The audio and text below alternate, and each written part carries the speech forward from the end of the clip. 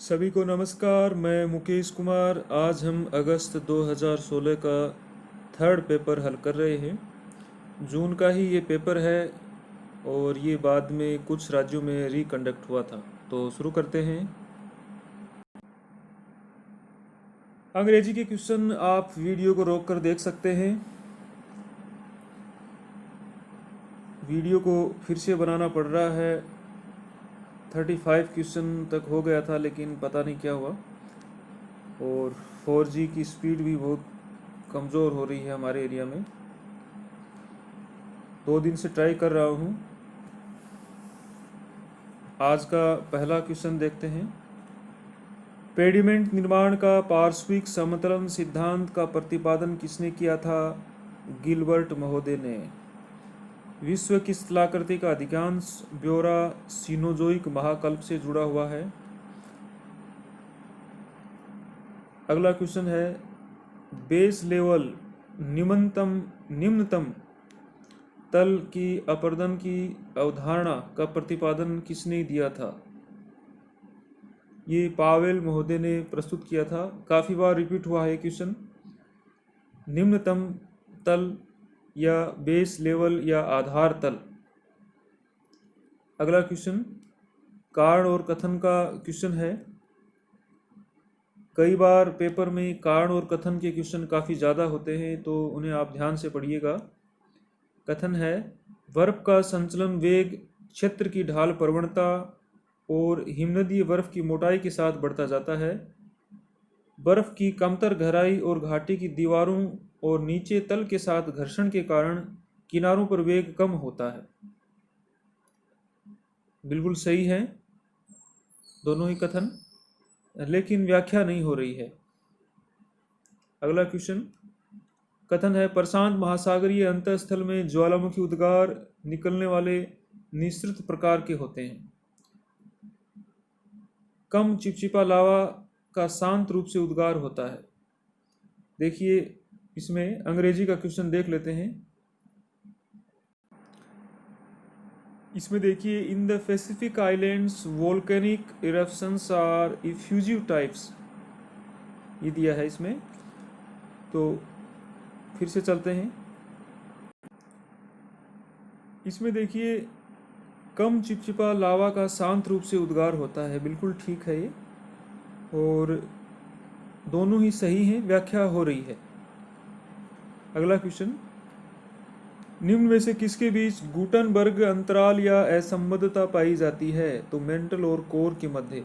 दरअसल ये बाह्य मेंटल और ऊपरी क्रोड के मध्य स्थित है, लेकिन बाकी ऑप्शन में ऐसा दिया नहीं है, तो ये सही आंसर होगा। आगे चलते हैं।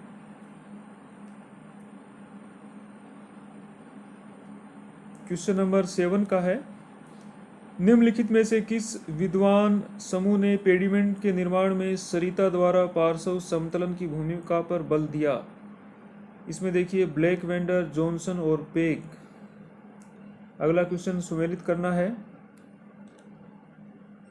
द्विचक्रीय सिद्धांत डेविस का है। वाटर टेबल थ्योरी स्विनटर्न की है।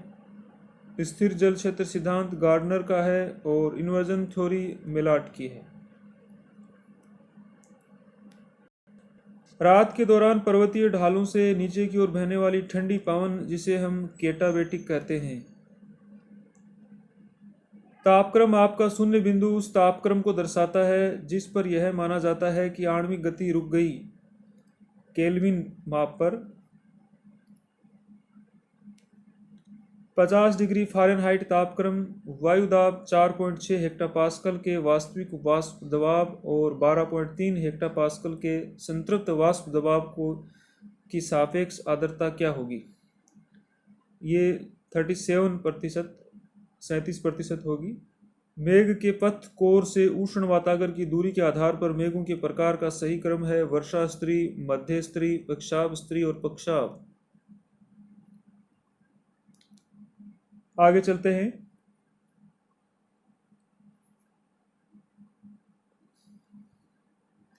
कारण और कथन दिया है। कथन है, जब हवा बहुत ही शुष्क होती है तो वाष्पीकरण द्वारा ताप ह्रास में वृद्धि होती है। ठीक है। गर्म और शुष्क हवा किसी गर्म और आर्द्र हवा की अपेक्षा अधिक उष्ण और अधिक कष्टदायक महसूस होती है।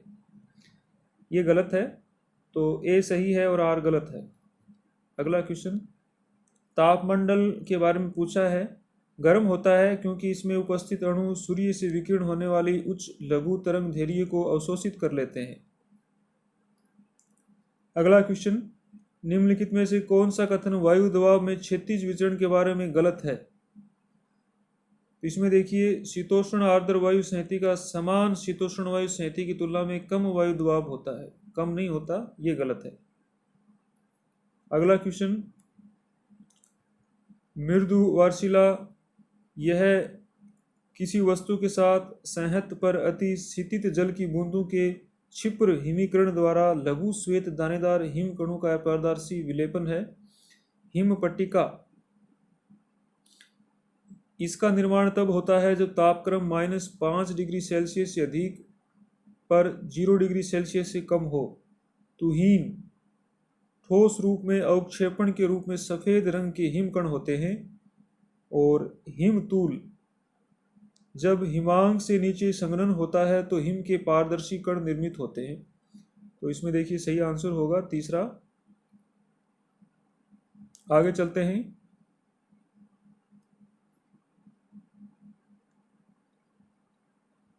17 का क्वेश्चन है, भारत में क्लीन वाटर एक्ट 1977 में स्थापित किया गया था। रोजर्स और पवार ने 10 भौगोलिक जैव भौगोलिक क्षेत्रों में बांटा था। और किस देश के पास जैव विविधता के एक से अधिक हॉटस्पॉट हैं? फिलीपींस, भारत, न्यू कैलिडोनिया और मेडागास्कर। तो भारत के पास 2 तो प्रमुख मुख्य भूमि में भी हैं, इसमें पश्चिमी घाट और पूर्वोत्तर हिमालय में, और एक हिंद चीन एरिया वाला भाग जिसमें अंडमान निकोबार का कुछ भाग आता है। विश्व स्तर पर प्रजातियों की संख्या जो खतरे में है, इसमें देखिए पक्षियों की प्रजाति 1029 के करीब, ये 2016 से पहले के डाटा हैं उसके अकॉर्डिंग है, अब काफ़ी संख्याएं बढ़ गई हैं। मूंगा और स्पंज की 713, सरीसृप 169 और मत्स्य 154। तो इसमें सही आंसर होगा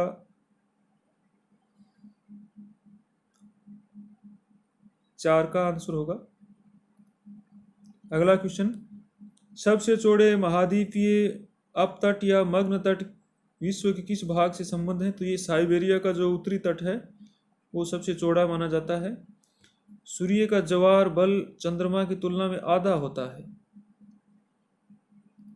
अगला क्वेश्चन, जैव ऑक्सीजन मांग एवं रासायनिक ऑक्सीजन मांग के मध्य हमेशा अनुपात 1 से कम होता है। आगे चलते हैं। अंग्रेजी के क्वेश्चन आप वीडियो को स्टॉप करके देख सकते हैं।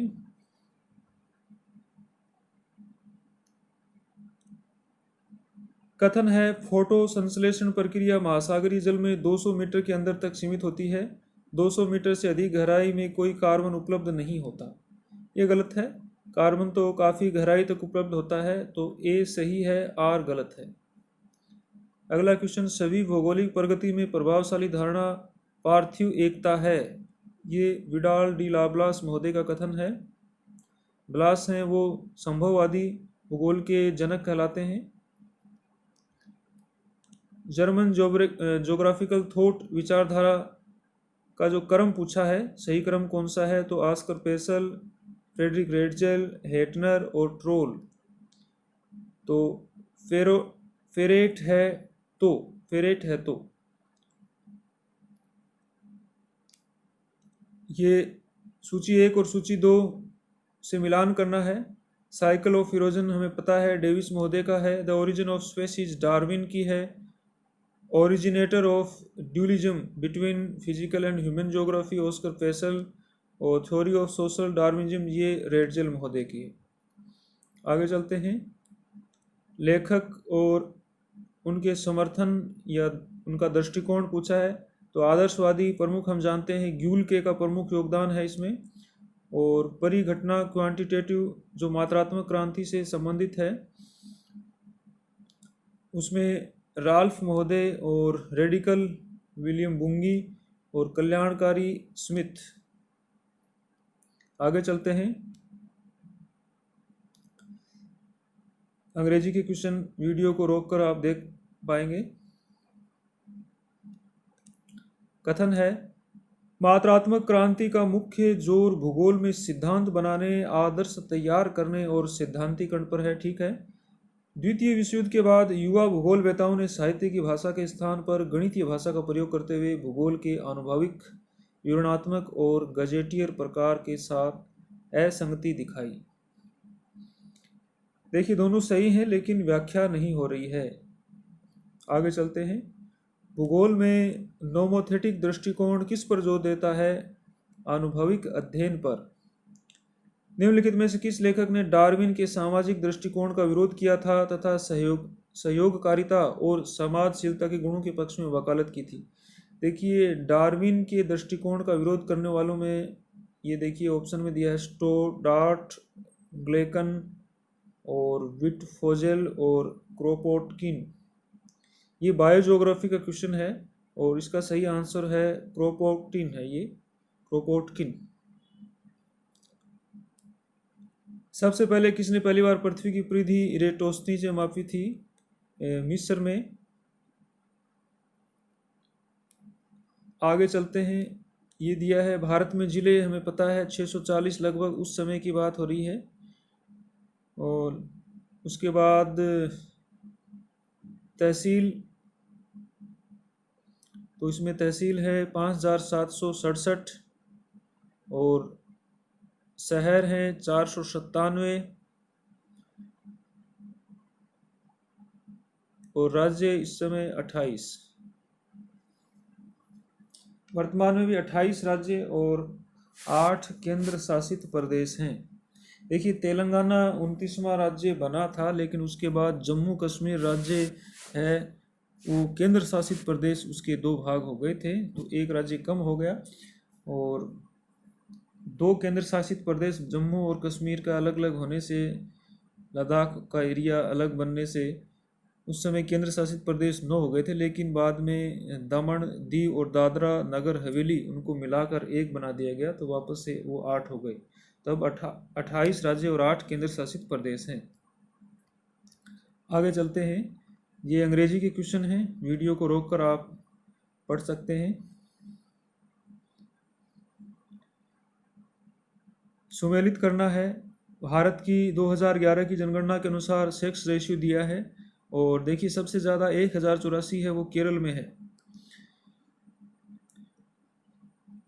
और उसके बाद देखते हैं,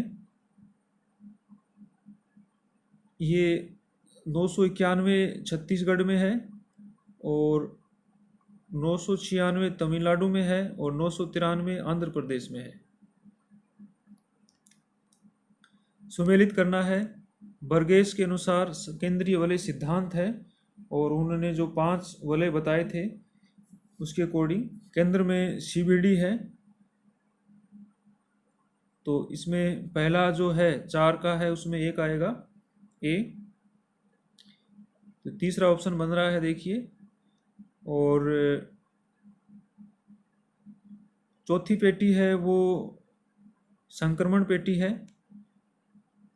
और चौथी जो पेटी है इसको मिटा देते हैं, थोड़ा सा ये गलत हो गया है।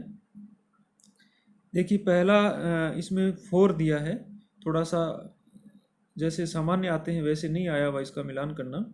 इसमें 4 नंबर की जो पेटी है, तो 4 नंबर की जो पेटी है वो आवासीय पेटी है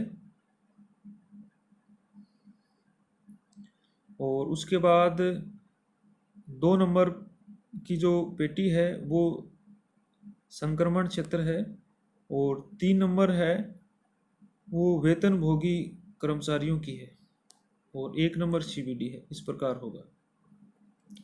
आगे चलते हैं। कथन है, शहरीकरण इस आबादी को परिभाषित करने वाली घटना है और विकासशील देशों पर इस परिवर्तन का मुख्य जोर है। अधिकांशतः विकासशील देशों में महानगरों के तीव्र विकास की वजह से पिछले कुछ दशकों में जनसंख्या का रुख शहरों की ओर हुआ है। देखिए, विकासशील देशों में महानगरों के तीव्र विकास की वजह से कुछ दशकों में जनसंख्या का रुख शहरों की ओर हुआ है।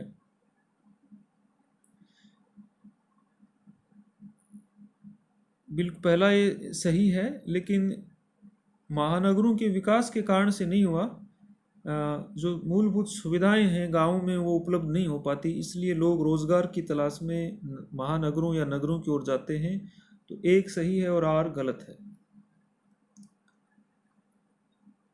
ये अंग्रेजी के क्वेश्चन वीडियो को रोककर आप पढ़ लेना।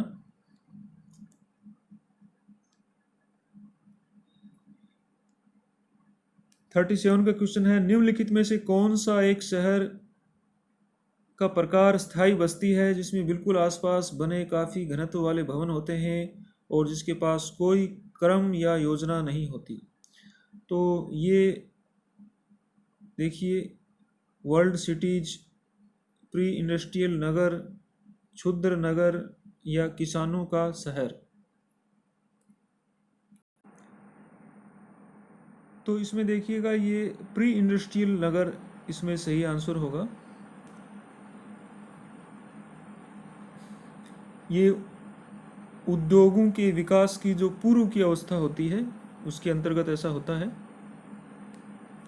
अगला क्वेश्चन, किस लेखक ने कहा था यदि किसी क्षेत्र में सभी शहरी बस्तियों की जनसंख्या के घटते क्रम में रैंकिंग की जाए तो n वें क्रम कस्बे की जनसंख्या सबसे बड़े कस्बे की जनसंख्या का 1/n होगी? तो देखिए, इसमें ये G K. Zipf, Lewis Mumford, P. Lloyd और डब्ल्यू. स्कॉट। तो इसमें सही आंसर होगा, ये जी.के. जीफ महोदय ने बताया था। अगला क्वेश्चन है, भारत की 2011 की जनगणना के अनुसार निम्नलिखित शहरों में से किस शहर की जनसंख्या 10 लाख से कम है? अहमदाबाद, पुणे और कोयम्बटूर, ये तो 10 लाख से अधिक वाले हैं। तो सही आंसर होगा अंबाला। सुमेलित करना है, ये लोएस्ट उत्पादक क्षेत्र हैं। ब्राज़ील में मीनास गेरास काफ़ी फेमस है, और फ्रांस का लोरेन क्षेत्र, और जर्मनी का स्विट्ज़रलैंड घाटी, और यूएसए की मेसाम्बी रेंज। इसके अलावा वर्मिलियन, मेसाम्बी, मिनोमिनी, मार्क्वेटी, ये भी लोएस्ट उत्पादक क्षेत्र हैं यूएसए की। ये यूएसए में जो महान झील क्षेत्र है उसके आसपास ही स्थित हैं। आगे चलते हैं। कथन है, वस्त्र उद्योग मुख्य रूप से बाजार की निकटता में स्थानीयकृत होते हैं। कपास विशुद्ध कच्चा माल है। हाँ, कपास सही है, कच्चा माल है। और वस्त्र उद्योग बाजार के निकट ही ज़्यादा स्थित होते हैं, क्योंकि बाजार में जल्दी जो उपभोक्ता हैं उन तक माल पहुंचा जा सके और माल की खपत हो सके। दोनों सही है, लेकिन व्याख्या नहीं है। आगे चलते हैं। फसल संयोजन क्षेत्रों का पता लगाने के लिए कलन विधि, ये कलन विधि दी थी रफ़ीउल्लाह महोदय ने। dp² - dn² n सूत्र दिया, जिसमें dp का अर्थ है सकारात्मक विचलन, dn का नकारात्मक और n विचाराधीन फसलों की संख्या। तो ये रफ़ीउल्लाह महोदय ने ये सूत्र दिया था। आगे चलते हैं। अंग्रेजी की क्वेश्चन वीडियो को रोककर पढ़ सकते हैं। ये देखिए, परिवहन भूगोल के क्वेश्चन आ रहे हैं। डरवेंट विटलसी द्वारा निम्नलिखित में से किस वर्ष में major agriculture region of the earth paper लिखा? ये लिखा 1936 में।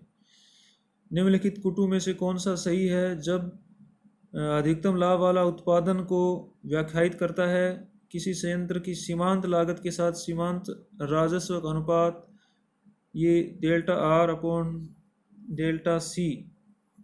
हो, तो ये देखिए 0 के बराबर, 1 के बराबर, 1 से कम या 1 से अधिक, तो ये होगा 1 के बराबर। आगे चलते हैं।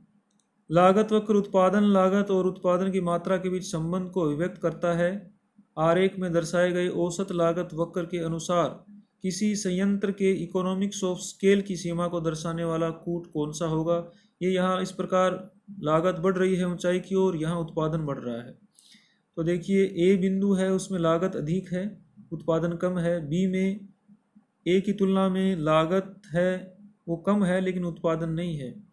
डी में देखते हैं तो डी में उत्पादन अधिक है लेकिन सी की तुलना में लागत अधिक है, और सी में उत्पादन भी अधिक है और लागत बहुत ही कम हो रही है। तो सी बिंदु सर्वोत्तम होगा। ए बी दो प्रमुख केंद्रों के बीच कौन सा सबसे सस्ता आसान रास्ता है? ए और बी। देखिए ए और बी, ए और बी ये दोनों तो अपने आप ही गलत हो गए। देखिए टेढ़ा मेढ़ा मार्ग अनुसरण करते हुए बहुत लंबाई बढ़ जाएगी इसमें। और इसमें देखिए सबसे सस्ता रास्ता पूछा है। ए से ये पहले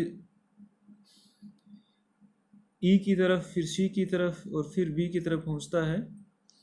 तो जो कोण बन रहा है वो इसका ज़्यादा है और इसमें कोण कम बन रहा है, तो सही आंसर होगा 2 का। आगे चलते हैं। अंग्रेजी के क्वेश्चन आप वीडियो को रोककर पढ़ सकते हैं।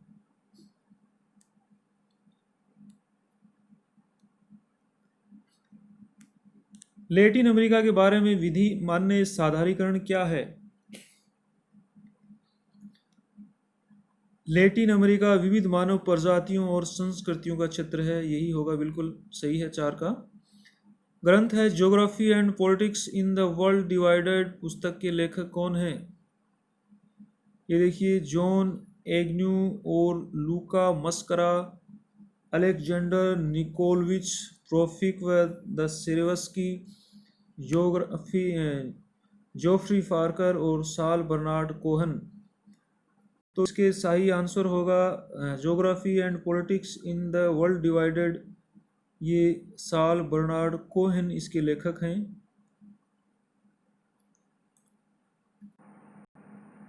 49 का क्वेश्चन है कौन सी भाषा द्रविड़ परिवार की नहीं है? देखिए ब्राह्मी, कन्नड़, सिंहली और मलयालम। तो सिंहली भाषा द्रविड़ परिवार की नहीं है। कौन भूगोल के अभिप्राय और उद्देश्य के मूलभूत परिवर्तन के लिए जिम्मेदार था? उद्देश्य के मूल मानवतावाद, संरचनावाद, परिमाणन और उत्तर आधुनिकतावाद। तो इसमें परिमाणन है वो सही आंसर होगा। अगला क्वेश्चन, निम्नलिखित में से कौन सा कूट भारत में प्रादेशिक जल सीमाओं को सही निरूपित करता है?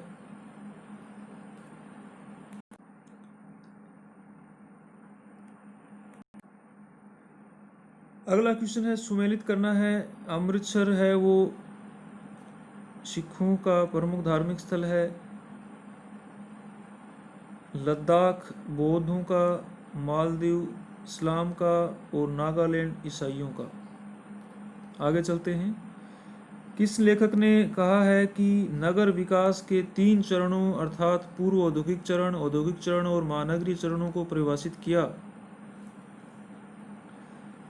ये केसी जकारिया, ई लैम्पर्ड, एच गोल्डन और PM हाउसर। ये हैं लैम्पर्ड महोदय। निम्नलिखित में से केंद्रीय प्रवृत्ति के किस उपाय को केंद्रीय कार्य के रूप में जनसंख्या के प्रभाव सीमा के निर्धारण हेतु आप उपयुक्त समझते हैं? अंतर, माध्य, बहुलक या माध्यम? तो सही आंसर इसका होगा मीडियन। अगला क्वेश्चन, निम्नलिखित में से किस कथन से सतत विकास की संकल्पना का संकेत मिलता है? लोगों को बेहतर स्वास्थ्य और शिक्षा का अवसर देना, सार्वजनिक जीवन में भागीदारी के लिए सभी को अवसर देना, स्वच्छ पर्यावरण सुनिश्चित करने में मदद करना और अंतर्वर्गीकरण इक्विटी को प्रोत्साहित करना। अंग्रेजी के क्वेश्चन है ये, रोक कर आप पढ़ सकते हैं। निम्नलिखित में से किसने आर्थिक विकास बहुउद्देशीय परियोजनाएं नगरों औद्योगिक केंद्रों आदि का केंद्र जो अपने उत्पादन आवेग को अपने आसपास के क्षेत्रों में प्रसारित करता है, इस मुहावरे पर ध्यान देकर मध्य क्षेत्रों का वर्णन किया है? L S Bhatt, V L S Prakash Rao, P Sen Gupta और वी नाथ। ये पी सेन गुप्ता ने कहा था। 59 का क्वेश्चन कथन है केंद्रीय परिधि मॉडल में केंद्रीय क्षेत्र हावी रहता है जबकि परिधि आश्रित रहता है। यह निर्भरता मुख्य रूप से विनिमय के संबंध और केंद्र तथा परिधि के बीच उत्पादन से संरचित है। इसमें दोनों सही हैं और व्याख्या हो रही है। आगे चलते हैं।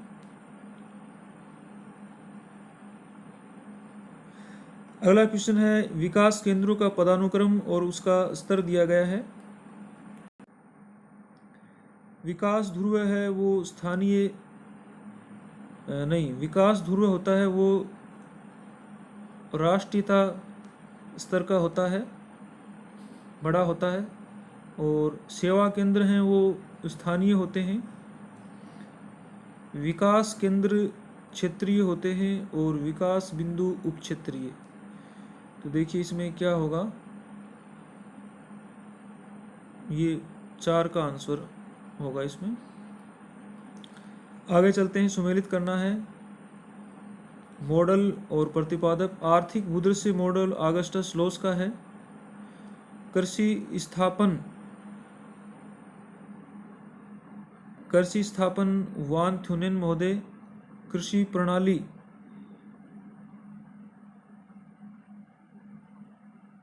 ये देखिए कृषि प्रणाली है वो विटलसी, और आर्थिक विकास के चरण रोस्तोव के। अंग्रेजी के क्वेश्चन है, वीडियो को रोककर पढ़ सकते हैं।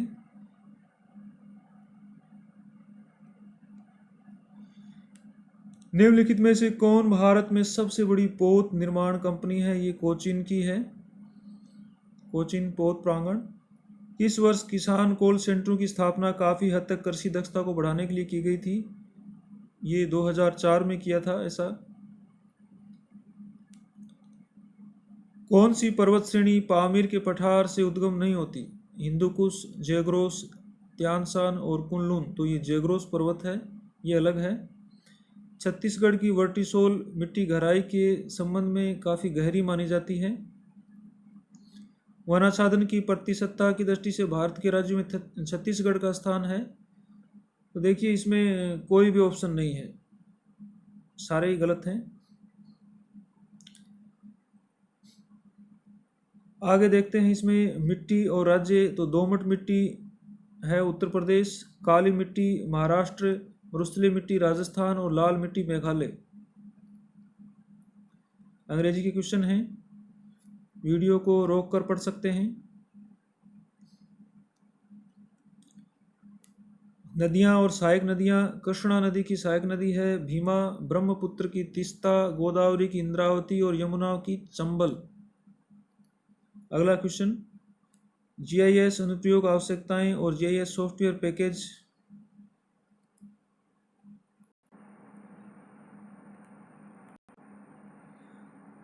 इसमें देखिए तीसरा आंसर होगा।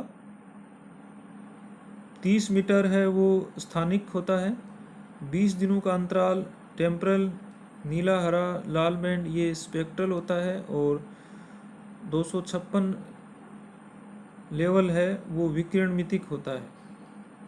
आगे चलते हैं। ये अंग्रेजी के क्वेश्चन आ गए हैं।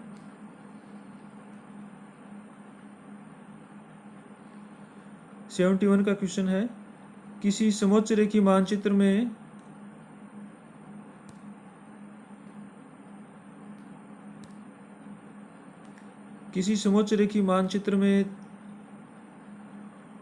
मानचित्र से 30 में 1 की प्रवणता का परिकल्पन किन्हीं दो बिंदु के बीच है। यह किस ढाल के समतुल्य है? तो इसका ढाल होगा 2 डिग्री। अगला क्वेश्चन, यह अंतर जानने के लिए किस खेत में गेहूं की बुआई बाद में हुई थी और किस में पहले दिसंबर के महीने में वायु फोटो ली जाती है, इसके लिए किसका छायाचित्र निर्वचन सर्वाधिक उपयोगी होगा? तो ये रंगों को देखकर सही अनुमान लगाया जा सकता है, रंगों के आधार पर, गहरा हल्का रंग, उसके अकॉर्डिंग। कथन है प्रत्येक स्तर से यादृच्छिक रूप से लिए गए इकाइयों की संख्या का समान होना आवश्यक नहीं है। तर्क है जब जनसंख्या के प्रत्येक स्तर से समान संख्या में प्रतिदर्श इकाई ली जाती है तो उसे असमानुपातिक विस्तृत प्रतिदर्श लेना कहा जाता है।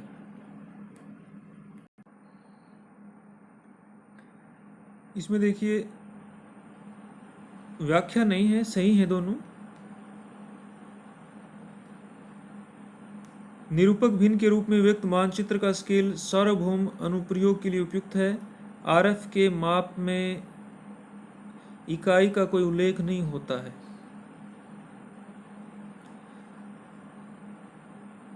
बिल्कुल स्केल ही माना जाता है और आरएफ में कोई इकाई नहीं लिखी होती। इकाई का मतलब कोई माप नहीं लिखा होता। जैसे 1:100 है तो उसमें ये नहीं लिखा होता है कि वो मीटर है, इंच है, क्या या कितने की दूरी हमें पढ़नी होती है।